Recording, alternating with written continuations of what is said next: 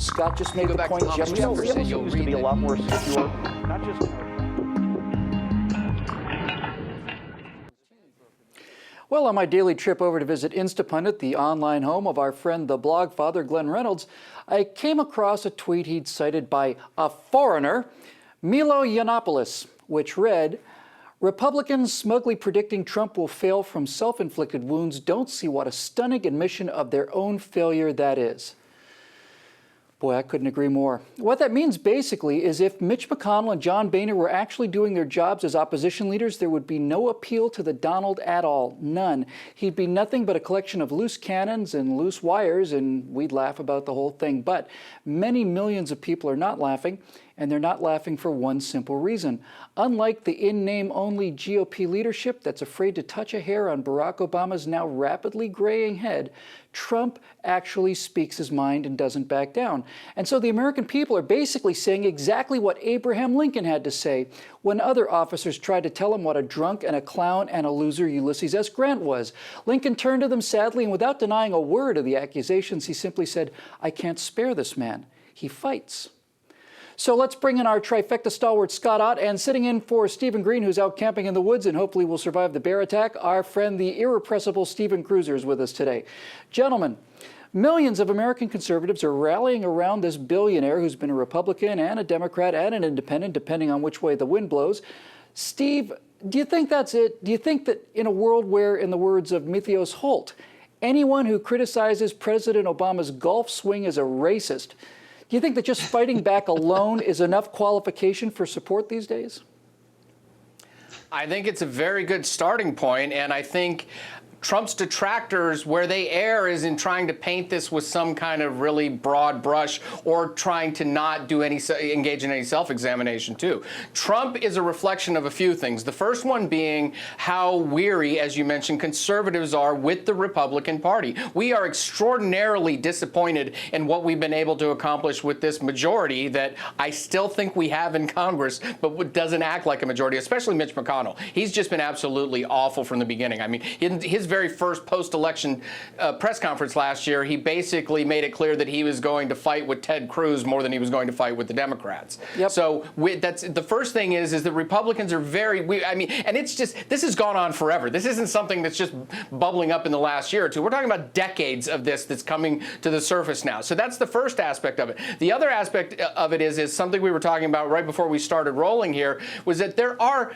millions upon millions of people in America who vote but don't have their noses buried in Politico or HuffPo or whatever other political websites all day long. They're regular people who kind of start to get interested right now and then pick up steam as we get closer to the election. And they're finding Trump refreshing too. These are the people I've been meeting so far. My fiance's mother, people like that, they're just like, I kind of like the guy. You know, I like what he's saying. He sounds refreshing because he doesn't sound like a politician.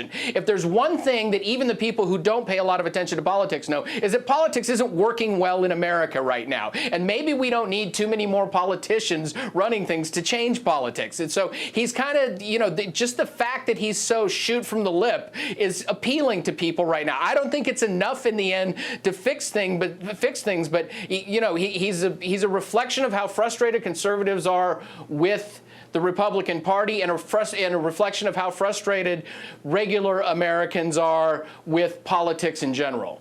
Yeah. Well, Scott, you've seen the reaction that Donald Trump has on people who on some level are in fact deeply concerned about his progressive stance on abortion and government-run universal health care and all the rest.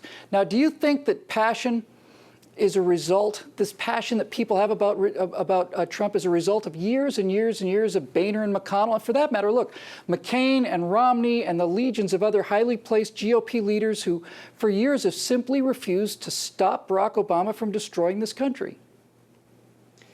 Absolutely. And what I would say to the folks who are enthused about Donald Trump right now, but concerned about his policy positions, you could go almost anywhere else in the Republican field and get somebody whose policy positions line up with yours a lot better than Donald Trump's. Mm-hmm. And the things you like about Donald Trump can be found elsewhere.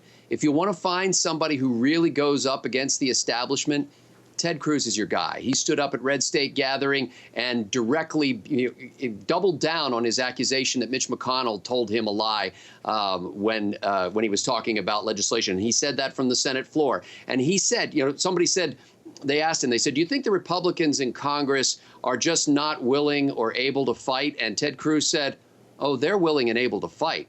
They're just fighting for the other side. He was very direct about that. So if you want somebody who goes up against the Republican establishment, Ted Cruz is your guy. If you want somebody who knows how to handle the media, Carly Fiorina is your candidate right there. Nobody does better at taking it to Hillary Clinton and talking to the media and staying on message than Carly Fiorina. Scott Walker also does a good job of coming out and just and bringing it to Hillary Clinton. So if you want somebody like that, that's great. If you want somebody who's just entertaining, well, heck, you still got Chris Christie and Mike Huckabee. Both of them are, hail fellows well met, and they're very funny to watch. And so you could find what you want elsewhere. Now, if you think that anybody who has ever worn the mantle of politician is thereby disqualified from being a politician, then I don't know what to tell you other than very soon, if you have your way, Donald Trump will be a mere politician. Yeah, that's right. Well, my friends, in a recent USA Today article, Glenn Reynolds talked about how the rise of Donald Trump on the right and Bernie Sanders on the left are both signs of how the American electorate is feeling orphaned by their mainstream political leadership. Now, we've seen this kind of thing before. Adolf Hitler and the National Socialists were only able to transform themselves from a 2% lunatic laughingstock fringe party to the rulers of Germany only because for 2 decades there was just massive failure on the part of the Weimar Republic leadership. Now, we're not in that kind of trouble here, not yet anyway. However, I would respectfully ask those Trump supporters to take their passions out of it for a moment and look at what the man really believes. He's not a conservative, and he's not a progressive either. Donald Trump is a Trumpian in the same way his friends Bill Clinton and Hillary Clinton are really Clintonians. And just because you know how to fight doesn't mean you know how to win, or deserve to, for that matter. Before calling U.S. Grant to come and take overall command of the Union armies and bring eventual victory, Lincoln had tried with John Pope, who had a swaggering confidence, and fighting Joe Hooker, who had the same. Lee and Jackson thrashed Pope completely at Second Manassas, and Hooker, even worse if such a thing were possible, at Chancellorsville.